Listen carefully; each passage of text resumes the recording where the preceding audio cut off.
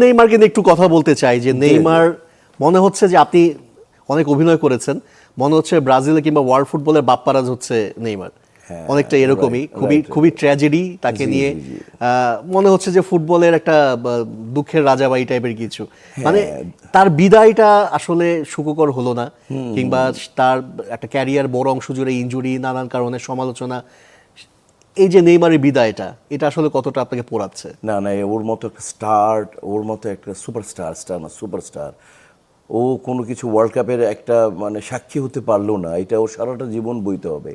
এবং এটা করারও কিছু নেই, বিশ্বের ফুটবল এখন যেখানে চলে গেছে, ফিটনেস, এখানে আমরা অন্যান্য টিমকে বলতাম আগে যে বয়স্ক টিম, এবার ব্রাজিলের যদি অ্যাভারেজ করি, এজ অ্যাভারেজ করি, তাহলে ব্রাজিল মোটামুটি ক্রোয়েশিয়ার পরে মনে হয় সবচেয়ে বেশি বয়সী এই টিমটা। তো ওই জায়গায় ব্রাজিল তো এরকম ছিল না, এখন ইয়ামালে খেলে, তারপরে এখন এই যে অ্যান্ড্রিক, এদের যুগ এখন।